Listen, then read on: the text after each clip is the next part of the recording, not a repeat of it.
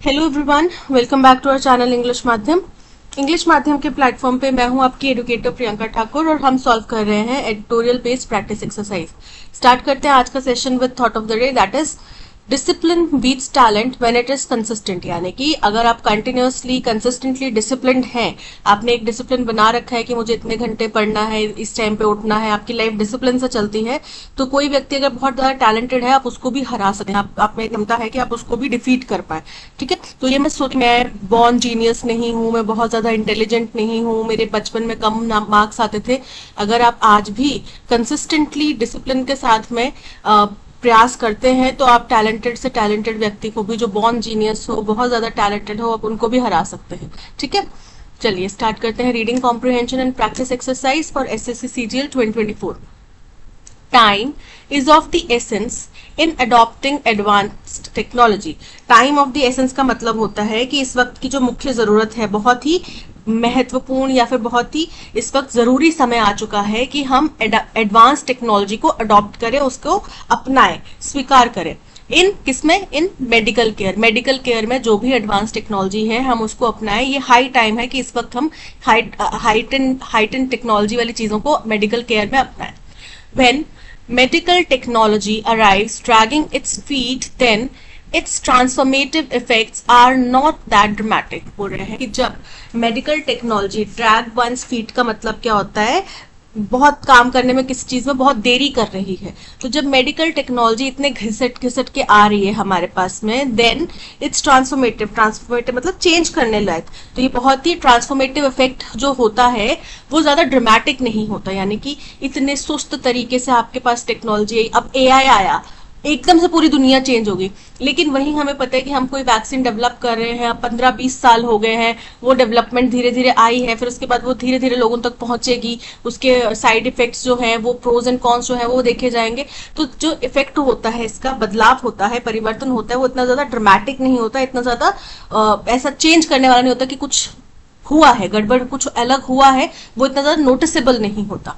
The Union Health Ministry's decision to introduce the new treatment regimen for drug resistant tuberculosis। तो हुआ क्या? Union health ministry, केंद्र health ministry ने एक decision लिया क्या कि भाई जो नया ट्रीटमेंट रेजिमेन मतलब होता है जो ट्रीटमेंट प्रणाली है, ठीक है, किस चीज की? Drug resistant tuberculosis. हमने कुछ टाइम पहले जब टीवी के ऊपर और एंटी ड्रग रेजिस्टेंस के ऊपर हमने बात पढ़ी थी, तब हमने पढ़ा था कि ट्यूबरक्लोसिस का एक ऐसा प्रकार डेवलप हो चुका है, एक ऐसा प्रकार हमने देखे मिलता है जिसके ऊपर जो मेडिसिन है, फर्स्ट डिग्री जो मेडिसिन है, वो प्राइमरी जो ट्रीटमेंट है वो काम नहीं करता। ठीक है, और कई लोग, क्योंकि वो डिटेक्ट इतने देर बाद होता है, तो कई लोगों की जाने इस वजह से भी जाती है। तो बोल रहे हैं कि जो ड्रग रेजिस्टेंट ट्यूबरक्लोसिस है, hardly a couple of years after it was recommended by the world health organisation. तो इस ट्रीटमेंट को इंट्रोड्यूस किया गया कुछ ही साल बाद, जब वर्ल्ड हेल्थ ऑर्गेनाइजेशन ने इसको रेकमेंड किया, उसके कुछ ही साल बाद हमने ड्रग रेजिस्टेंट ट्यूबरक्लोसिस के लिए ये ट्रीटमेंट जो अब डिसाइड कर लिया है कि हाँ हम यही फॉलो करेंगे, is a step in right direction. ये बिल्कुल सही दिशा में उठाया गया कदम है। Last week the government approved the BPALM regimen comprising 4 drugs. तो पिछले हफ्ते क्या हुआ? सरकार ने स्वीकृति दे दी, मंजूरी दे दी BPALM रेजिमेन, यानी कि जो प्रणाली है, ड्रग की जो पूरा तरीका है मेडिसिन का, जिसके अंदर 4 ड्रग्स होते हैं। फर्स्ट है बेडाक्विलिन, प्रिटोमैनिड, लाइनजोलिड एंड मॉक्सीफ्लोक्सासिन। तो ये मेडिसिन इसमें शामिल है। This regimen has been proven to offer better outcomes। तो ये जो दवाइयों का पूरी श्रृंखला है, ट्रीटमेंट का जो प्रोसेस है, इसका प्रूफ है हमारे पास कि इसके बेटर रिजल्ट्स मिलते हैं, remarkably shortening the duration of treatment. और इसमें जो ट्रीटमेंट का टाइम होता है वो भी बहुत कम होता है। ठीक है, तो बाकी जो हम पहले ट्रेडिशनल बेस से चल रहे थे, जो पहले हम मेडिसिन यूज कर रहे थे, उससे काफी कम टाइम में इसका अच्छा रिजल्ट मिल जाता है। And resulting in improvements in quality of life for persons living with multi-drug resistant tuberculosis। और इसका फिर अंतकम आउटकम क्या होता है? अंततः इसका आउटकम ये होता है कि जो व्यक्ति मल्टी ड्रग रेजिस्टेंट ट्यूबरक्लोसिस से ग्रसित है, उनका जीवन जो है वो बेहतर हो पाता है। ठीक है, which resist treatment by isoniazid और and rifampicin, the two hitherto frontline drugs in TB treatment. Hitherto मतलब अब तक की, फ्रंटलाइन मतलब सबसे आगे रहने वाली, सबसे स्ट्रॉन्ग जो ड्रग्स थी, सबसे अच्छा जो ड्रग ट्रीटमेंट था। तो ये जो resistant multi drug resistant tuberculosis है, ये इन मेडिसिन को रेजिस्ट करता था, इन मेडिसिन का इसके ऊपर कोई असर नहीं पड़ता था। और ये दो वो मेडिसिन हैं जो टीबी के इलाज में अब तक की सबसे बेहतरीन दवाइयां थी। ठीक है, तो उन लोगों की लाइफ ये बेहतर कर पाता है। The move makes tremendous sense for a country that voluntarily set itself an earlier target for TB elimination by 2025. Tremendous मतलब बहुत बड़ा। तो ये जो कदम है, ये बहुत बड़े एक सही दिशा में कदम उठाया गया है, वो भी उस देश के लिए जिसने वॉलंटरीली मतलब अपनी इच्छा से, अपनी खुद की इच्छा से उन्होंने खुद के लिए टारगेट सेट कर लिया है कि हम 2025 तक टीबी को एलिमिनेट कर देंगे। और ये प्रायर है 5 years ahead of global target under the UN Sustainable Development Goals, जो कि UN ने जो अपना टारगेट सेट किया है कि भाई हमने टीबी एलिमिनेशन इस साल तक करना, उससे 5 साल पहले का, यानी कि UN ने 2030 तक अपना टारगेट सेट किया है। और किसके अंतर्गत किया है? UN सस्टेनेबल डेवलपमेंट गोल्स के अंतर्गत उन्होंने अपना टारगेट सेट किया है कि हम 2030 तक टीबी एलिमिनेट कर देंगे। हिंदुस्तान ने खुद को चैलेंज किया, हिंदुस्तान ने बोला कि हम 2025 तक एलिमिनेट कर देंगे। ठीक है, तो अगर हम ये बात बोल रहे हैं कि हम 2025 तक एलिमिनेट कर देंगे, तो हमें जो मल्टी ड्रग रेजिस्टेंट ट्यूबरक्लोसिस है उसको भी ध्यान में रखना पड़ेगा। ठीक है, नॉर्मल टीबी है वो आपकी पुरानी मेडिसिन जो चल रही थी उनसे हो जाएगा ठीक, लेकिन अब ये जो मल्टी ड्रग रेजिस्टेंट आ गया वो उसका क्या करोगे? तो उसके लिए ये जो हमने कदम उठाया कि WHO के आदेश देने के, उनके रिकमेंडेशन के कुछ ही साल बाद हमने भी इम्प्लीमेंट कर दिया, बहुत सही कदम उठाया है। TB elimination means there should be under 1 case of TB for a population for 10 lakh. TB elimination का मतलब क्या है कि अगर 10 लाख की पॉपुलेशन है तो उसमें एक से भी कम केस होना चाहिए, तब उसको बोलेंगे टीबी एलिमिनेशन। ठीक है, traditional treatments can last up to 20 months. तो जो पुराना हमारा ट्रीटमेंट का तरीका था वो 20 महीने तक लंबा चल सकता है। And Intel severe side effects, और इसके अंदर कई सारे इंटेल मतलब शामिल होना, इसके अंदर कई सारे साइड इफेक्ट्स भी शामिल होते हैं for the patient. The BPALM regimen is reputed to cure drug resistant TB in just 6 months.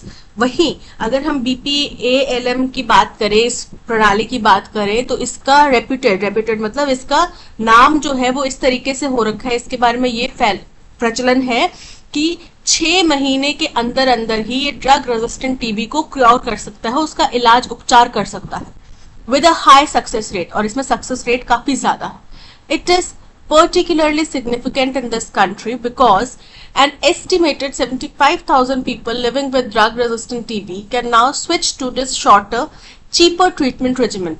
तो बोल रहे हैं ये हमारे जैसे देश के लिए बहुत ही खास तौर पे महत्वपूर्ण बात है, क्योंकि जहां पे 75,000 लोग ड्रग रेजिस्टेंट टीबी से ग्रसित हैं, तो उस देश में ऐसे छोटे शॉर्टर मतलब, क्योंकि ये कम 6 महीने में इफेक्ट कर देगा, कहाँ 20 महीने लगते थे, तो 6 महीने में ही अगर उसका इलाज करवा देगा, थोड़ा सस्ता पड़ेगा, तो क्यों ना हम इसी ट्रीटमेंट को ऑप्ट करें। हमारे लिए तो बेहतर है ना, क्योंकि हमारी तो जो पर कैपिटा इनकम है वो भी इतनी ज्यादा नहीं है। ठीक है, तो हमारे देश के जो गरीब लोग हैं उनके लिए बहुत एक राहत भरी सांस। This move experts endorse will undoubtedly improve treatment outcomes and help thousands of patients. तो ये जो कदम है, this move experts endorse, जिसका experts समर्थन करते हैं, will undoubtedly मतलब बिना किसी भी शंका के ये क्या करेगा? improve treatment outcomes, जो हमारे ट्रीटमेंट के आउटकम्स हैं उनको बेहतर करेगा, and help thousands of patients, और कई हजारों लाखों पेशेंट्स को इससे मदद मिले। The government has admirably shown a commitment and political will to see the back of TB.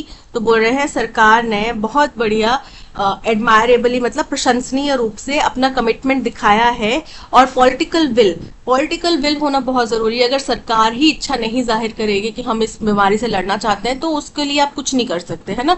तो पॉलिटिकल विल उन्होंने दिखाई है to see the back of TB, मतलब उसको इरेडिकेट करने की, उसको मतलब कि वो पीठ दिखा के भाग जाए टीबी, ऐसा इंतजाम करने की। And has over the years implemented several measures in aid of this, और कि पिछले कई सालों में उन्होंने कई सारे कदम इम्प्लीमेंट किए हैं, लागू किए हैं, ताकि इसमें मदद मिले। जो वो टीबी को भगाना चाहते हैं, यहाँ से खदेड़ना चाहते हैं, उसमें उनकी मदद मिले, इसलिए उन्होंने कई सारे कदम भी उठाए हैं। Shifting from conventional culture and drug sensitivity testing to rapid molecular tests for diagnosing MDR-TB has resulted in improved case detection. बोल रहे हैं सबसे पहला एक कदम उन्होंने ये भी बताया कि हम क्या करते थे। पहले हमारा कन्वेंशनल कल्चर था, मतलब परंपरागत जो तरीका था वो था जिसमें हम ड्रग्स की टेस्टिंग, जो बीमारी है उसकी टेस्टिंग कुछ अलग तरीके से करते थे, और जो ड्रग सेंसिटिव टेस्टिंग होती थी उसके लिए भी हमने शिफ्ट कर लिया अब किसकी तरफ, रैपिड मॉलिक्यूलर टेस्ट की तरफ, जिससे कि MDR multi drug resistant TB का डायग्नोसिस जो है, उसका जो पता है, उसका केस डिटेक्शन जो है वो इम्प्रूव हुआ है, यानी कि ज्यादा जल्दी हमें पता चल जाता है, बेहतर तरीके से पता चल जाता है। हायर ट्रीटमेंट कवरेज, लोगों तक ज्यादा हम लोग पहुंच रहे हैं, कवरेज ज्यादा हो रहा है, ज्यादा लोगों तक हम पहुंच पा रहे हैं।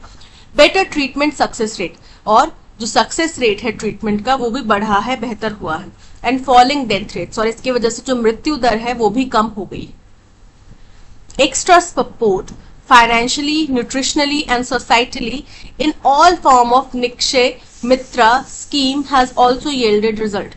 और जो एक्स्ट्रा कुछ सपोर्ट दिया जा रहा है, चाहे पैसे के तौर पे हो, चाहे उनको न्यूट्रिशन के तौर पे हो, चाहे समाज में उनके एक्सेप्टेंस के तौर पे हो, जो कि किसके तहत चलाया जा रहा है, निक्षय मित्र एक स्कीम है उसके तहत चलाया जा रहा है, उसने भी काफी बेहतरीन रिजल्ट दिए हैं। अब समाज के तौर पे कैसे, हमें पता है कि टीबी जो है वो खांसी के जरिए फैलती है, मुंह के जो आपका हवा है, सांस के जरिए फैलती है बीमारी।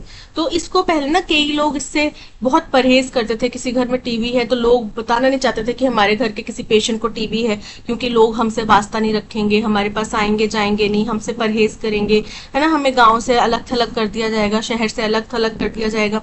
उसके बाद में जिन लोगों को पता चल जाता है कि दूसरे के घर में कोई टीबी का पेशेंट है, वो लोग उनसे थोड़ा रिश्ता दूर कर लेते हैं।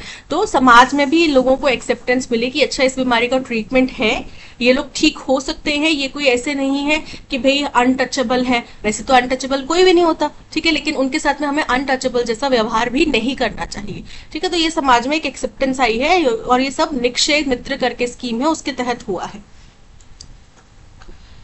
India's reduction of TB incidence by 16% from 2015 to 2022 is almost double the pace at which global TB incidence is declining as per WHO's Global TB Report 2023। बोल रहे हैं कि 2015 से 2022 के बीच में जिस दर से टीबी का हिंदुस्तान में कमी आई है, जो कि 16% है, वो जो वर्ल्ड लेवल पे है उससे काफी ज्यादा तेजी से घटी है, ठीक है। और ये हमारा कहना नहीं है, WHO की ग्लोबल टीबी रिपोर्ट 2023 ये बात कहती है कि हिंदुस्तान ने ज्यादा स्पीडीली टीबी को कंट्रोल करने में, कम करने में बढ़त हासिल कर ली है। Mortality has also reduced by 18% during the same period in India. Mortality मतलब मृत्यु दर। तो अब जाहिर सी बात है, जनरल मृत्यु दर की तो बात कर नहीं रहे होंगे, टीबी से जुड़ी हुई मृत्यु दर की बात कर रहे होंगे, है ना। अब यहाँ पे लिखा नहीं है मोर्टेलिटी ड्यू टू टीबी, लेकिन हमें पता चल रहा है कि हमने इससे पहले पढ़ा था कि फॉलिंग डेथ रेट्स की बात हो रही है, सक्सेस ट्रीटमेंट की बात हो रही है। दैट मीन्स यहाँ पे मोर्टेलिटी किसके जरिए जुड़ी हुई होगी, मोर्टेलिटी जुड़ी होगी टीबी से। तो टीबी से होने वाली मृत्यु दर जो है उसमें भी 18% से कमी आई है उसी पीरियड 2015 से 2022 के दौरान में ही। It was India which led the way earlier with its directly observe therapy short course programme. बोल रहे हैं हिंदुस्तान था जिसने लोगों को, दुनिया को मतलब लीड करा पहले किसकी तरफ, directly observe therapy short course programme की तरफ। रेवोल्यूशनाइजिंग टीबी केयर, जिसने टीबी केयर की दुनिया को पूरी तरीके से क्रांति ला दी back in the day with supervised administration of drugs। और वो भी कब, अभी की बात नहीं है, पहले की बात है। और क्या किया था, एडमिनिस्ट्रेशन यानी कि देना, दवाओं को देना, ड्रग्स को देना, वो भी सुपरवाइज तरीके से कि भाई इसके ऊपर जांच पड़ताल की जाए। जैसे आशा वर्कर्स की ड्यूटी लगाई जाती है ना, जो नर्सेज होती हैं हर एक विलेज में, या फिर टीचर्स होते हैं जो आशा वर्कर, या फिर जो आंगनवाड़ी टीचर होते हैं, उनकी जिम्मेदारी लगाई जाती है। तो वो क्या है, ऑब्जर्व सुपरवाइज तरीके से उनको मेडिसिन दी जा रही है। Centring its patient, the government should not merely follow but be a pioneer in diagnosing and treating TB. तो अपने पेशेंट्स को केंद्र बनाकर, उनको केंद्र का जरिया, एक केंद्र मुख्य बिंदु बनाकर सरकार को केवल दूसरों के दिशा निर्देशों को, WHO के दिशा निर्देशों को केवल फॉलो नहीं करना चाहिए। अगर हमारा पेशेंट हमारा केंद्र बिंदु है तो हम आगे बढ़ के फ्रंट लाइन में आके WHO आइडेंटिफाई कर रही है उससे पहले हम कुछ चीजें पता लगा के उनको बताएंगे कि भाई हमने ये पता लगाया है, इससे ज्यादा बेहतर होता है ट्रीटमेंट, आप भी दूसरे देशों को भी बताओ। तो हमें ये करना चाहिए, ठीक है। किस चीज के लिए? टीबी को डायग्नोस करने के लिए और टीबी को ट्रीट करने के लिए, उसका इलाज करने के लिए। ओके, तो ये था पैसेज। आई होप आपको समझ में आया होगा। टीबी बहुत बड़ी एक समस्या बन चुकी है, और खास तौर पे जो ड्रग रेजिस्टेंट ट्यूबरक्लोसिस है वो, तो उसके लिए ट्रीटमेंट के अभी तक जो संसाधन हमारे पास मौजूद थे, जो भी तरीके हम इख्तियार कर रहे थे, वो काफी नहीं थे, पर्याप्त नहीं थे, वो काफी लंबे थे, एक्सपेंसिव थे, और सक्सेस रेट भी इतना ज्यादा नहीं था, और डेथ बड़ी ज्यादा हो रही थी। तो WHO ने कुछ चीजें आइडेंटिफाई करी, रिसर्च करे, सब कुछ केवल WHO ने, अलग अलग देश भी करे थे, पर WHO को कुछ चीज जो समझ आई, उन्होंने बोला कि हम ये तरीका इख्तियार करेंगे ड्रग टेस्टिंग का, दवाइयों का, मेडिसिन का, जो टीबी का डायग्नोसिस है, ट्रीटमेंट है, उसके लिए ये तरीका इख्तियार करेंगे। तो उन्होंने जब बोला उसके कुछ ही साल बाद हिंदुस्तान ने लागू कर दिया, इम्प्लीमेंट कर दिया। फिर अलग से भी हिंदुस्तान ने बहुत सारी स्कीम्स चलाई हुई हैं। तो हमने जो WHO ने टारगेट रखा है 2030-31 तक का, कि भाई हम यहाँ तक टीबी को एराडिकेट कर देंगे बिल्कुल ही, हिंदुस्तान ने खुद को चैलेंज करते हुए उससे 5 साल पहले का टारगेट दिया हुआ है। तो अब 2024 चल रहा है, अब हमारे पास सिर्फ 1 साल बचा है 2025 आने में, राइट। वो भी आधा साल निकल चुका है। अगर हम बोल रहे हैं 2025 तक हमने इसको एराडिकेट करना है, तो हमें बहुत फास्ट फॉरवर्ड होके कदम उठाने पड़ेंगे, और ये भी सुनिश्चित करना होगा कि कोई डायग्नोसिस से छूट ना जाए, और डायग्नोसिस प्रॉपर हो, ट्रीटमेंट छोटा हो, और इजीली कॉस्ट इफेक्टिव हो, जो इजीली अवेलेबल हो, ठीक है। तो इन सब चीजों को ध्यान में रखते हुए ये सारा पैसेज लिखा गया है। आई होप आपको समझ में आया होगा। अब चलते हैं क्वेश्चन नंबर 1 की तरफ। क्वेश्चन नंबर 1 हमसे पूछ रहा है, what can be inferred from the passage regarding the adoption of the BPALM regime by India. बोल रहे हैं कि जो BPALM regime है उसके बारे में, हिंदुस्तान में जो अडॉप्शन किया जा रहा है उसके बारे में पैसेज से हमें क्या समझ मिलता है। The BPALM regime has only been introduced after a long delay by India. Incorrect है, बोला ना, उसके कुछ ही साल बाद हमने भी इम्प्लीमेंट कर दिया, तो लॉन्ग डिले तो हुआ नहीं। The decision to introduce the BPALM regime in India is in line with WHO's recommendation. Correct है, WHO के आदेशों के, उनके जो सुझाव हैं उनके अकॉर्डिंग चल रहे हैं हम, बिल्कुल करेक्ट है। The BPALM regime is more expensive and longer than traditional TB treatment. Incorrect है, 6 महीने और 20 महीने, कौन सा शॉर्ट है? ऑब्वियसली 6 महीने, और 6 महीने में BPALM टेक्नोलॉजी जो है, ये जो तरीका है वो काम कर जाता है, सक्सेस रेट ज्यादा है, ट्रीटमेंट जो है कॉस्ट इफेक्टिव है, तो ये तो इनकरेक्ट हो गया। The government is reluctant to introduce new medical technology due to the risk involved. Incorrect है, so option B is correct. Which of the following statements is incorrect based on the passage? Passage के अनुसार इनमें से कौन सी statement जो है वो incorrect है? चलिए देखते हैं। The BPALM regime includes drugs like bedaquiline and linezolid. चलिए देख लेते हैं। 4 मेडिसिन के नाम दिए गए थे, क्या बेडाक्विलिन और लाइनजोलेट उसमें है? देखो, बेडाक्विलिन, प्रिटोमेनेट, लाइनजोलेट एंड मॉक्सीफ्लॉक्सासिन, ये दवाइयां हैं, तो लाइनजोलेट भी है और बेडाक्विलिन भी है, तो ये करेक्ट है, ठीक है, यानी कि ये तो करेक्ट है। Traditional TB treatments can last up to 20 months with severe side effects, ये भी करेक्ट है। The BPALM regime is reputed to cure the drug resistant TB in 12 months. 12 months नहीं है, 6 months है, तो ये स्टेटमेंट इनकरेक्ट है, यानी कि option C is the correct answer. What has been the result of India's shift from conventional culture and drug sensitivity testing to rapid molecular test for diagnosing MDR TB? बोल रहे हैं कि क्या results हमें मिलते हैं अगर हम कन्वेंशनल कल्चर से शिफ्ट करके जो नए तरीके आए हैं, ड्रग सेंसिटिविटी टेस्टिंग या फिर रैपिड मॉलिक्यूलर टेस्ट जो है MDR के डायग्नोसिस के लिए, तो उससे हमें क्या रिजल्ट मिले हैं? इंक्रीज TB इंसिडेंस, TB की घटनाएं बढ़ गई हैं? नहीं। TB होने के चांसेस बढ़ गए हैं? नहीं। Reduce TB incidence with better treatment outcomes, बिल्कुल करेक्ट है कि जो इसका कॉज है, जिस दर से वो फैल रही है, वो कम हो गया है, और साथ ही साथ हमारे पास बेहतर रिजल्ट्स भी आ रहे हैं, so option B is correct. चलिए आगे देखते हैं। India has reduced TB incidence by 16% between 2015 and 2022, which is dash the global pace of TB incidence reduction. तो slower तो नहीं है, उससे बेहतर है ना, equal to, उसके बराबर भी नहीं है, almost double. करेक्ट है, मच स्लोअर, स्लोअर नहीं है, स्लोअर नहीं है, इक्वल नहीं है, बड़ा है, उससे ज्यादा है, तो almost double is correct. What is the tone of the passage? Passage की टोन कैसी है? फर्स्ट इज ऑप्टिमिस्टिक, जाहिर सी बात है ऑप्टिमिस्टिक है, हमारे इतने बेहतरीन रिजल्ट्स आए हैं, उसके बाद में हमने अच्छा परफॉर्मेंस करा है, उसके बाद में जो आउटकम है वो अच्छा हुआ है, पेशेंट का डेथ रेशो कम हुआ है, सक्सेस रेट मेडिसिन में ज्यादा मिल रहा है, तो ऑप्टिमिस्टिक की बात है, so option A is correct. Criticise कहीं पे नहीं किया गया, पेसिमिस्टिक नहीं है, इनडिफरेंट नहीं है, option A is correct. A corporate executive was working from home and had a deadline to meet. बोल रहे हैं एक कॉर्पोरेट मजदूर, कॉर्पोरेट कर्मचारी जो है वो घर से काम कर रहा था, वर्क फ्रॉम होम कर रहा था, और उसके पास में एक कोई प्रोजेक्ट होगा जो उसको एक पर्टिकुलर डेडलाइन तक करना होगा कंप्लीट, तो उसकी डेडलाइन थी, ठीक है. Suddenly his daughter came up to him and dash on playing with him. Insisted on हो सकता है, insisted on playing with him. अचानक से उनकी बेटी उनके पास आई और जिद करने लगी कि मुझे आपके साथ खेलना है. He was in a fix. In a fix का मतलब होता है परेशानी भरी स्थिति में, इडियम है, तो क्या होता है इन अ फिक्स मतलब परेशानी भरी स्थिति में था, तो वो थोड़ी परेशानी में था. Just then he spotted a world map on his desk. उसी टाइम पे उसको अपने डेस्क पे एक वर्ल्ड मैप दिखाई दिया. He tore the map into many pieces and asked his daughter to put it together. उसने उस मैप के बहुत सारे टुकड़े कर दिए और अपनी बेटी को बोला कि इनको जोड़ के लाओ, मैप वापस बना के लाओ.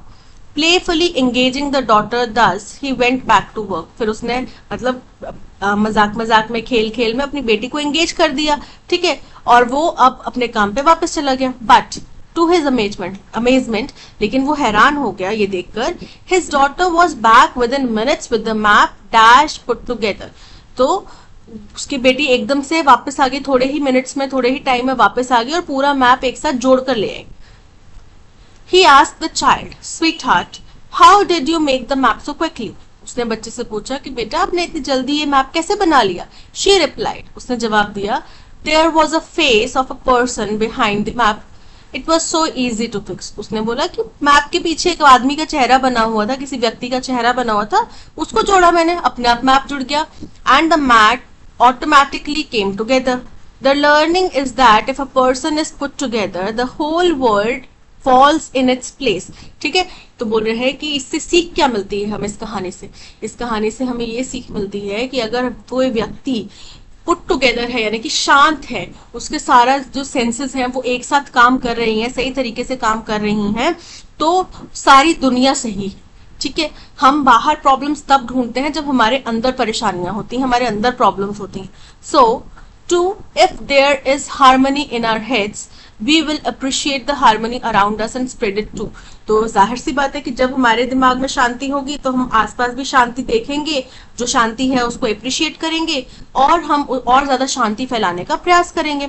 The world is so orderly. The flora and fauna, seasons, planetary motions, various natural laws, all working in tandem. बोल रहे हैं ये दुनिया जो है बिल्कुल एक ऑर्डरली मैनर में, एक फिक्स पैटर्न में चल रही है. चाहे फ्लोरा एंड फौना हो, चाहे सीजन्स हो, हम एक फिक्स पर्टिकुलर पैटर्न पे सीजन्स आते हैं, अनलेस इंसान उनके साथ में छेड़छाड़ ना करे, ग्लोबल वार्मिंग ज्यादा प्रभावित ना करे, तो सीजन सारे अपने टाइम से ही चल रहे होते हैं. ठीक है, फिर क्या होता है, पूरे नेचुरल लॉज बने हैं, प्लस जो जितने भी प्लैनेट्स हैं उनके अपने मोशंस हैं. ठीक है, वो सब हमने तो नहीं बनाए, अपने आप चल रहे हैं और उसी दर से, उसी गति से चल रहे हैं हम. तो ऑल वर्किंग इन टेंडम. टेंडम मतलब एक सिंक्रोनाइज तरीके से, डैश सिंक्रोनिसिटी. सिंक्रोनिसिटी का मतलब होता है कि बहुत ही एक सिंक्रोनस वे में चल रहे हैं, जो फिक्स पैटर्न है, कुछ मैकेनिज्म है रिपीटेड इवेंट्स का होने का, उसमें चल रहे हैं. Even in our body, how beautifully every organ and every cell does it work without taking permission from us. और बोल रहे हैं कि चाहे हम अपने शरीर के अंदर भी देखें तो हर एक ऑर्गन जो है, हर एक सेल जो है, वो किसी की सलाह मशवरा लिए बिना, किसी की परमिशन लिए बिना अपना काम बखूबी कर रही है. ठीक है, उनका एक फिक्स, एक काइंड ऑफ उनके अंदर कोडिंग कर दी गई हुई है, तो उनको ये काम करना, और कोडिंग ऐसी की है कि उसमें कोई एरर नहीं आता. भगवान ने जो स्ट्रक्चर बनाया है वो इंसानों की मशीन से इतना बेहतर है कि उसमें एरर नहीं आता, अनलेस हम बाहर की चीजें कंज्यूम करके उनको डिस्ट्रॉय करने पे ना आ जाए. ठीक है, can the same be said about mind, लेकिन क्या हम दिमाग के बारे में भी ये कह सकते हैं? परहैप्स नॉट, शायद नहीं। The mind is constantly restless, हमारा दिमाग जो है वो निरंतर कुछ ना कुछ सोचता रहता है, वो रेस्टलेस है, ठीक है, वो आराम पे नहीं रह सकता कभी भी। It suffers from the fundamental under current of dash, under current of thoughts हो सकता है। अंडर करेंट मतलब क्या होगा कि जो हमारी एक बड़ी गहरी दबी हुई छुपी हुई फीलिंग होती है जो कि हमारा आसपास का वातावरण है उससे कॉन्ट्राडिक्टरी होती है, ठीक है, तो वो अंडर करेंट हर किसी के अंदर में रहेगी। One needs to address that, तो हमें क्या करना होगा, हमें उससे बात करनी होगी, उससे निपटना होगा, right. Suddenly his daughter came up to him and dash on playing with him, insisted मतलब जोर देना, जिद करना। boosted मतलब किसी चीज को प्रोत्साहन देना, बढ़ावा देना। proposed प्रस्ताव करना, प्रस्ताव देना। ensured सुनिश्चित करना। तो यहाँ पे option A insisted is correct. But to his amazement, his daughter was back within minutes with the map dash put together. Consequently मतलब परिणाम स्वरूप। नीटली बहुत ही अच्छे तरीके से, ठीक है, सुचारू ढंग से, व्यवस्थित तरीके से। वास्टली मतलब बड़े पैमाने पे, और स्लाइटली मतलब थोड़ा सा, तो वो नीटली पुट टुगेदर होगा ना, मैप है बड़े अच्छे से उसने साथ में जोड़ दिया था सारा map, so option B neatly is correct. The learning is that if a person is put together the whole world dash its place, falls in its place. First है प्ले इनटू का मतलब होता है किसी परिस्थिति में फंसना या उससे बढ़ाना, उस परेशानी को बढ़ाना। टैप इनटू मतलब किसी चीज का उपयोग करना, किसी रिसोर्स का इस्तेमाल करना। कमिंग इनटू का मतलब होता है जैसे कि आप किसी समस्या में जा रहे हैं, फंस रहे हैं, ठीक है, उसको होता है कमिंग इनटू। और फॉल्स इनटू मतलब एक अलाइनमेंट में हो जाना, तो नेचुरली कम्स इनटू यानी कि falls into its place. Option D is correct. The world is so orderly, the flora and fauna, seasons, planetary motion, various natural laws, all working in tandem with synchronicity. तो क्या होगा, tandem, by synchronicity, in synchronicity, with tandem, with synchronicity. Option C is correct. Can the same be said about the mind? Perhaps not. The mind is constantly restless. It suffers from fundamental undercurrent of first discordance. Discordance का मतलब होता है असहमति। तो हमने बोला ना कि हमारे दिमाग में कुछ ऐसे विचार चल रहे होते हैं जो हमारे समाज से मेल नहीं खाते, हमारे समाज के विचारों से ताल्लुक नहीं रखते, तो डिस्कॉर्डेंस हो गया, विरोधास्पद। So option A is correct. Appearance मतलब जो दिखाई देता है, ठीक है, जो दिख रहा है। रेजिस्टेंस मतलब प्रतिरोध, और सर्कमस्टांस मतलब की परिस्थिति। तो यहाँ पे option A discordance is correct. Uttar Pradesh with 425 cases and Uttarakhand with 152 are the epicenters of these crimes.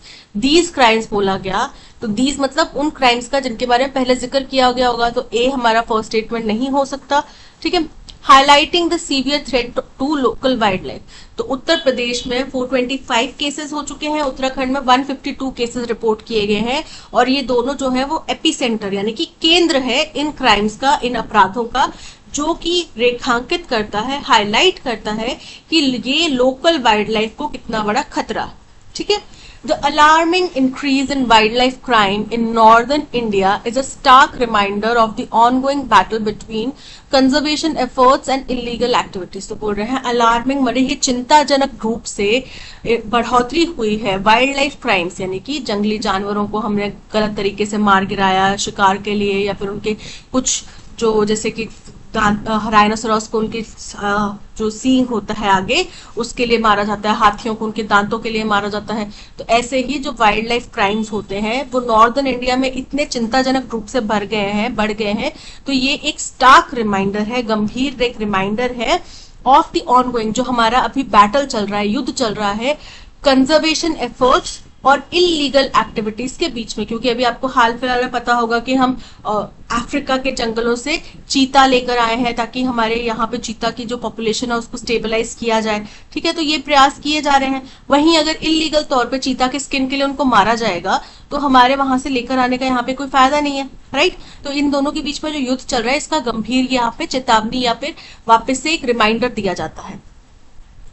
Over the past 5 years, पिछले 5 सालों में a staggering 683 wild life crime cases have been reported across Uttar Pradesh, Uttarakhand, Himachal Pradesh, Rajasthan and Chandigarh.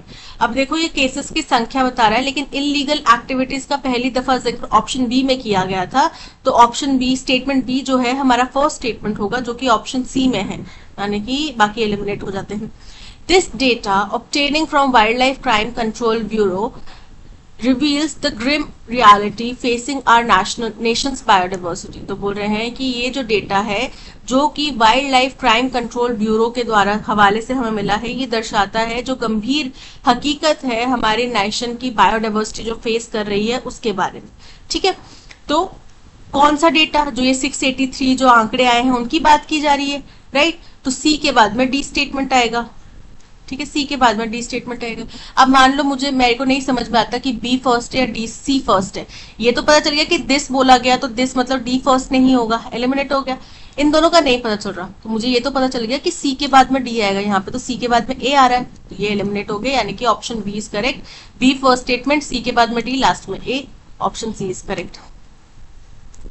The center's nod to set up an industrial smart city in Rajpura presents a now or never opportunity to Punjab to establish itself as a major destination for investors। बोल रहे हैं जो केंद्र सरकार की मंजूरी मिली है, स्वीकृति मिली है कि राजपुरा में इंडस्ट्रियल स्मार्ट सिटी बनाई जाए, ये एक नाउ और नेवर अपॉर्चुनिटी है, अभी नहीं तो कभी नहीं वाली अपॉर्चुनिटी है पंजाब के लिए कि क्या करे, वो खुद को इस्टेब्लिश करे एक मेजर डेस्टिनेशन के तौर पे इन्वेस्टर्स की, कि इन्वेस्टर्स आए भी पंजाब में जाएंगे, हम वहां पे हमें इंडस्ट्री सेटअप करेंगे, हमें वहां फायदा होगा, ऐसा कुछ करें।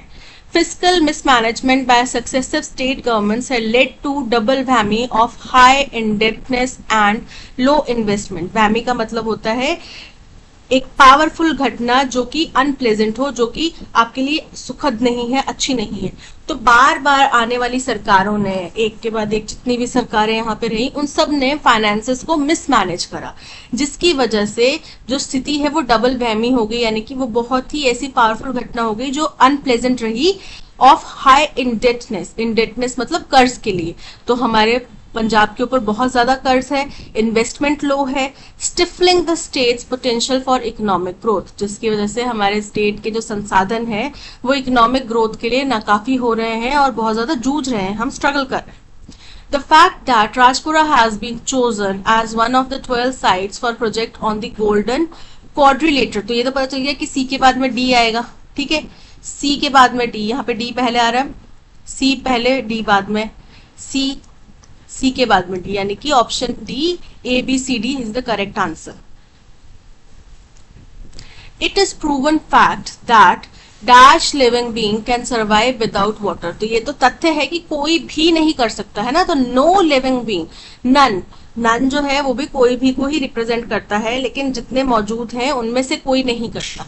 ठीक है, नो यानी कि no living being, option B is correct. Neither जब दो कंडीशंस होती हैं, दो स्थिति के बीच में हमने बताना होता है कि ना ही ये ना ही वो, तब हम यूज करते हैं नाइदर। एनी मतलब कोई, तो कोई तो यहाँ पे आएगा नहीं, no living being can survive without water, option B is correct. English will be taught by mister Jha, by के बाद में क्या है, मिस्टर झा, तो मिस्टर झा क्या है हमारा सब्जेक्ट, एक्टिव वॉइस में कन्वर्ट करना है। क्या करेंगे, टीच करेंगे, पढ़ाएंगे। टीच करना क्या है, विल बी टॉट, यानी कि ये क्या है हमारा वर्ब है।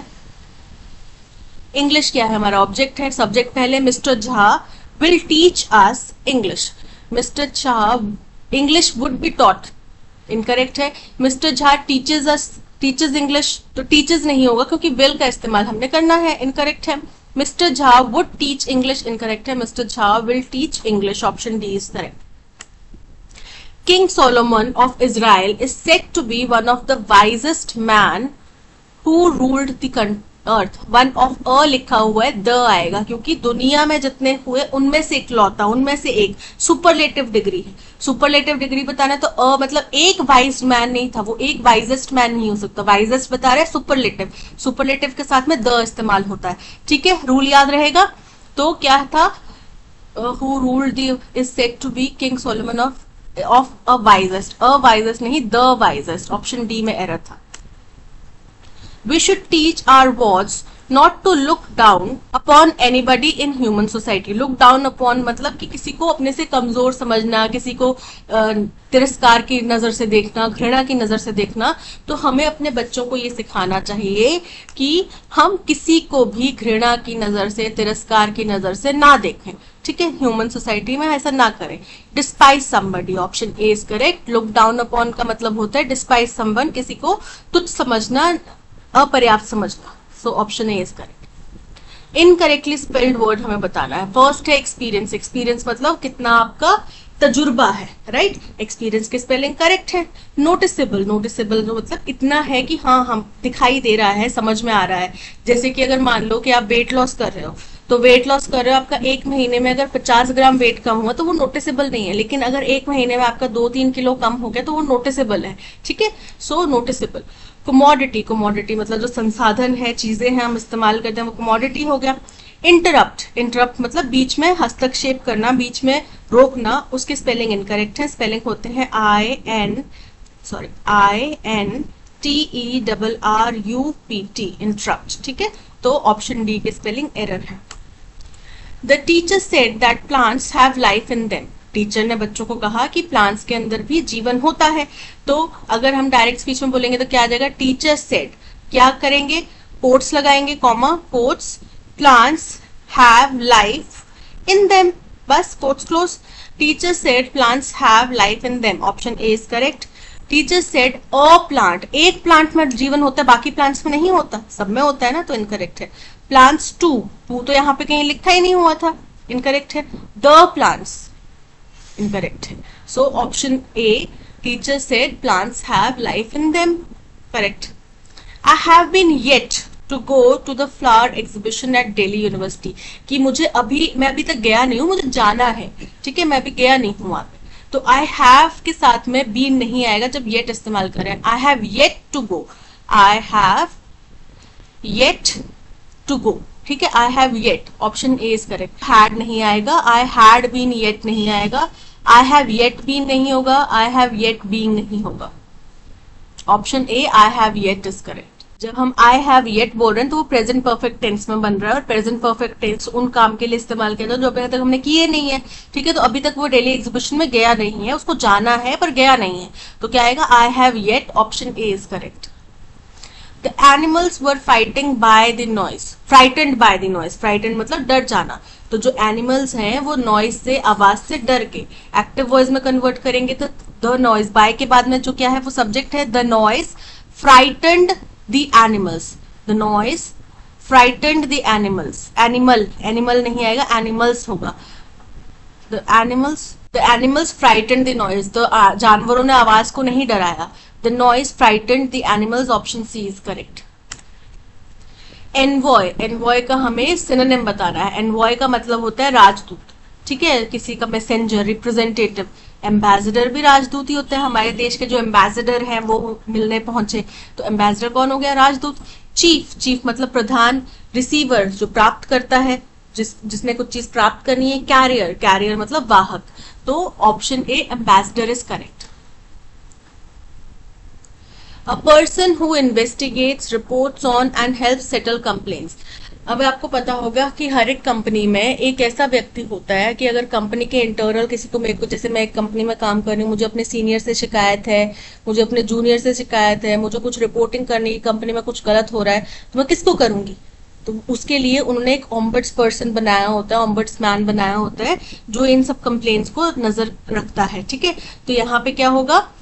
ऑप्शन फर्स्ट है स्पोक्समैन। स्पोक्समैन तो होता है जो उनका प्रवक्ता होता है, उनकी बात, कंपनी की बात लोगों तक रखता है। सुपर ह्यूमन जो सुपरमैन टाइप व्यक्ति होंगे, जो बहुत ज्यादा अमानवीय हैं, ठीक है, अति जो अमानवीय है, यानी कि बहुत ज्यादा पावरफुल है।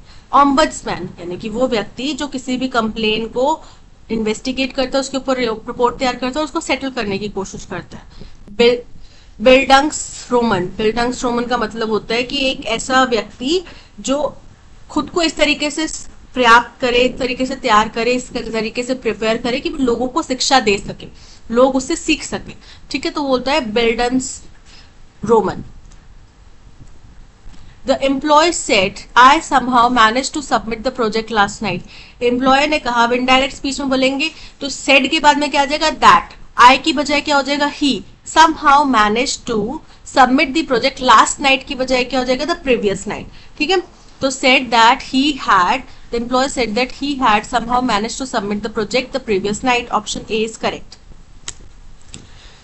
And so he was, इसलिए वो था, for as she laughed, क्योंकि वो जोर से हंसी, and talked, वो इस तरीके से हंस रही थी और बोल रही थी, जो had whisked things into place and given quite a different air to the room।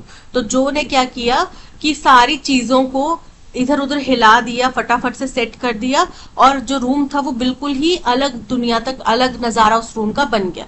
ठीक है, अब ये मतलब घटना ऐसा हुई कि कोई लड़की किसी लड़के के रूम में आई, उसने चीजों को देखा, वो हंसने लग पड़ी कि ये कैसा तुमने गंद फैला के रखा है, तो फटाफट से उस बंदे ने सारी चीजों को प्लेस कर दिया और रूम बिल्कुल ही अलग लगने लग गया।